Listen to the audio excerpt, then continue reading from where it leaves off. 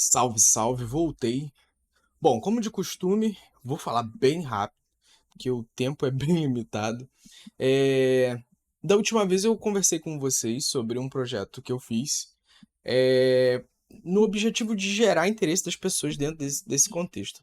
E, felizmente, algumas pessoas se interessaram sobre o assunto e começaram a me procurar para conversar sobre. E eu percebi que eles estão tendo dificuldade, né, em criar a primeira cena. Então eu peguei uma cena simples, eu criei essa cena. Eu joguei um repositório lá no meu Git, com essa cena pronta, e aí você consegue ir lá, clonar, mexer, enfim, conhecer. Eu vou falar um pouco do que tem nessa cena e o que faz cada coisa. Vou tentar ser o mais rápido possível, para que o vídeo não fique grande igual da última vez. E, bom, vamos lá. É, Esse projeto ele foi criado com o Vite, então você vai lá na documentação do Vite, cria seu projeto, usa o JavaScript puro, não precisa botar TypeScript, não precisa botar nada, vai aparecer lá a opção JavaScript, JavaScript, e aí você vai startar seu projeto, deleta counter, deleta tudo que tiver dentro de main.js, deleta tudo que tiver dentro de style CSS, beleza? E aqui você vai só colocar um div id app, pá, pronto, tá lindo. E você faz também um link com CSS aqui, tá lindo, show. Isso eu tô falando se você fizer sozinho, se você não clonar a parada lá, beleza? No style CSS eu resetei tudo, e eu coloquei as coisas relacionadas a HTML body e ao aquele div em específico para ter 100% da altura e 100% da largura de tudo, beleza? E se alguma coisa vazar, vai sumir, porque eu botei overflow hiding. Show? Beleza. Até aí, easy peasy. Show?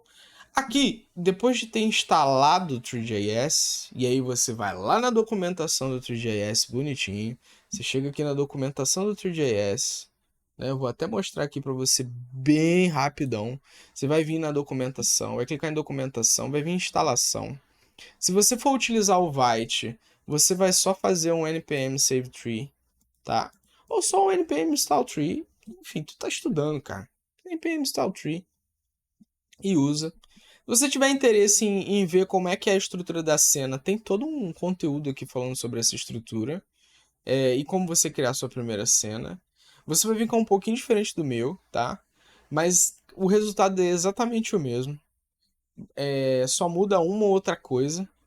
E isso aqui é o básico para você começar e ter uma experiência legal, tá bom? O resultado que você vai ter com esse projeto é essa caixa bonita giratória, beleza? Não tem nada de fantástico.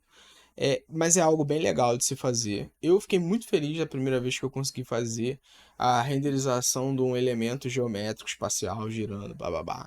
Foi assim, é simples, não vai servir para muita coisa no início, mas é uma conquista, tá? Então vamos lá, vamos pro código, porque isso aqui virou uma maratona. Aqui eu faço a importação do tree como tudo, então importe tudo as tree from tree. Defino os tamanhos aqui já, os tamanhos que eu vou trabalhar. Então eu vou sempre querer todo o tamanho na horizontal e todo o tamanho na vertical, por isso o window inner width e o window inner height. O aspect ratio vai ser a divisão do tamanho na horizontal pelo tamanho na vertical. E eu uso o let já para definir as principais variáveis que eu vou usar nas minhas funções.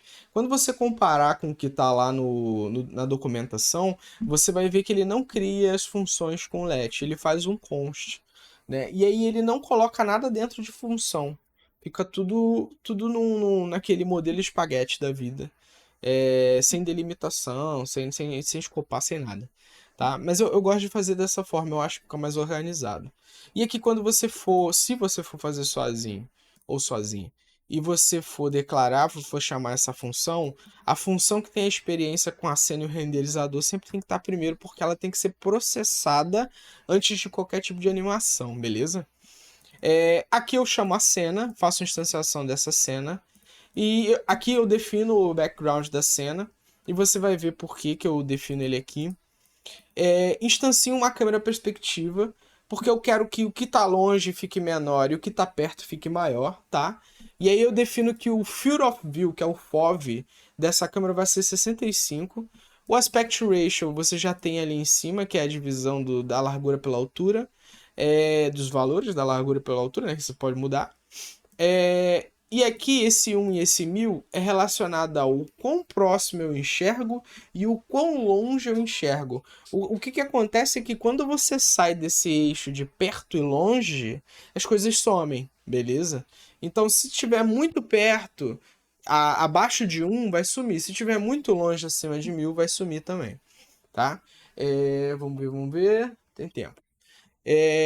Na geometria, eu escolhi trabalhar com a geometria em box, mas poderia ser qualquer coisa. Poderia ser uma esfera, poderia ser um plano, poderia ser um tetaedro, alguma coisa que tem lá, um hexágono. Você pode escolher, joga na documentação, procura lá geometrias que você vai ver tudo. E você pode escolher a sua geometria. Um ponto importante: o material.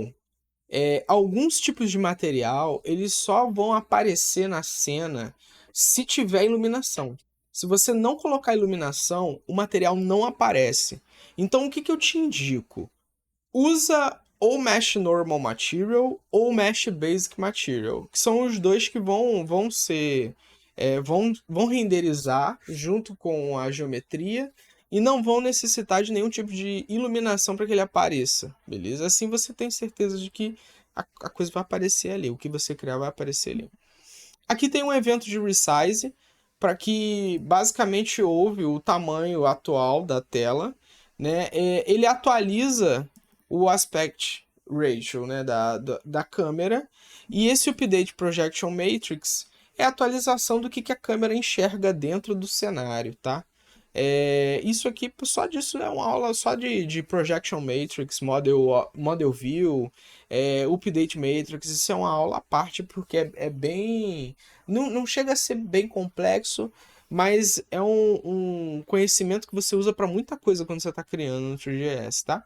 E aqui eu faço a atualização também, né, do tamanho do renderizador, conforme vai acontecendo o resize. Aqui eu tenho a chamada, né, a procura pelo ID do app, né? Então ele procura no DOM aonde é que está esse ID, porque é ali que vai ser atribuído o canvas. Então aquele HTML que tem o div ID igual a app, tem que ter, porque é o caminho para o 3JS saber aonde que ele vai colocar o canvas que vai desenhar tudo que você está fazendo dentro do 3JS, tá? Aqui o renderizador que eu uso é o WebGL Renderer, porque o 3JS ele é baseado no WebGL, que é baseado no OpenGL. E eu tô montando uma aula e um conteúdo em texto só para falar sobre isso, porque é maneiro pra caramba. É muito maneiro. Vou falar sobre o OpenGL, vou falar sobre o Vulkan, vou falar sobre o WebGL, o WebGPU. Vou falar sobre tudo relacionado a 3D dentro do contexto da web e trazer também um pouco sobre a questão de relacionada a filme, enfim, tudo que se envolveu com isso, jogos e tudo mais, vai ficar bem legal. Aqui eu boto o anti-alias true para ficar mais bonitinho. Você faz os testes, coloca o anti-alias no false, quando você fizer o clone ou se você construir o seu, coloca no true, faz a mesma coisa com o alpha para você ver como é que o cenário se comporta.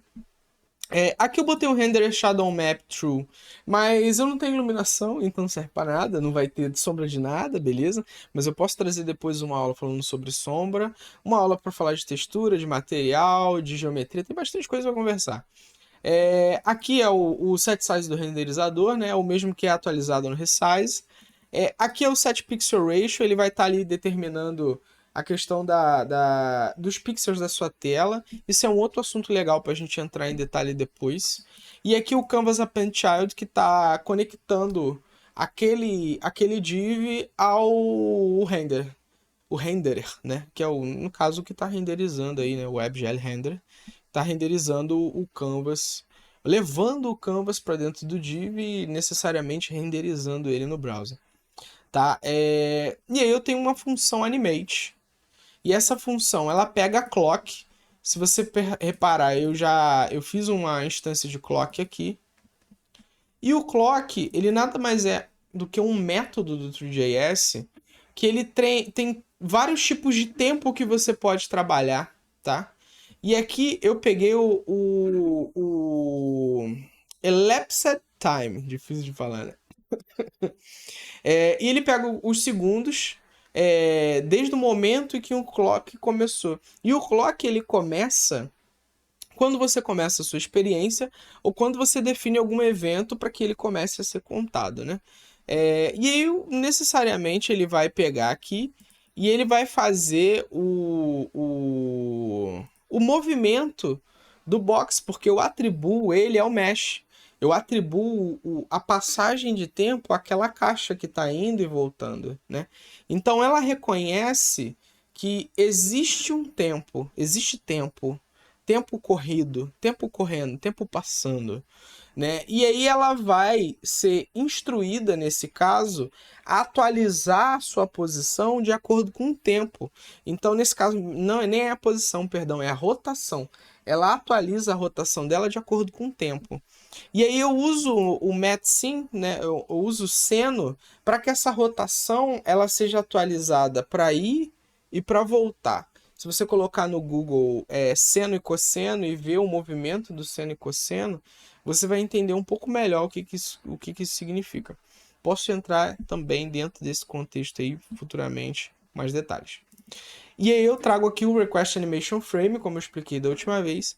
Ele vai atualizando os frames do que a gente está criando, porque agora nós não somos mais criadores de páginas, nós somos diretores e diretoras de filme. Então nós estamos dirigindo um vídeo e esse vídeo tem os frames dele. E a gente quer que as coisas atualizem com esse frame. Então, conforme vai tendo os novos frames, eu quero que tudo que acontece ali dentro seja atualizado. Então, eu faço um Request Animation Frame Animate, porque está associado a essa função, beleza? E por último, sempre por último, eu peço para o renderizador renderizar a cena e a câmera, beleza? Aqui eu quero que ele faça isso dentro da animação, e eu fiz essa chamada antes também, que não tem problema nenhum. Beleza? Então, assim, isso aqui é uma cena básica. Como você pode ver, o resultado, apesar de não ser necessariamente funcional para algo, ele é bonito, tá? Eu poderia ter utilizado, e tá até parado porque eu não estou na página. Eu poderia ter utilizado outras formas geométricas, eu poderia ter botado um plano, jogado luz, jogado sombra, mas eu acho que ia complicar muito, então eu fiz algo bem simples, beleza? Se você tiver interesse no conteúdo que está no Git, manda um comentário que eu vou botar o link lá. Eu não tô botando link nas postagens porque tem cortado a visibilidade. Então eu vou jogar esses links só quando as pessoas pedirem ou só nos comentários. E eu acho que assim, para início, esse é o mínimo que a pessoa precisa para ela começar a se envolver mais nesse mundo do 3D, beleza? E logo logo eu vou trazer um conteúdo falando sobre renderização de assets 3D, né? Criados no Blender ou em outras ferramentas. Você acha muito no Sketchfab. Eu acho que vai ser bem legal para a gente discutir. Show? Pô, agradeço muito aí você que assistiu até o final. Espero que você curta bastante esse mundo do 3JS, dá bastante atenção à documentação e vamos criar uma parada bem legal juntos, valeu? Tamo junto, abraço.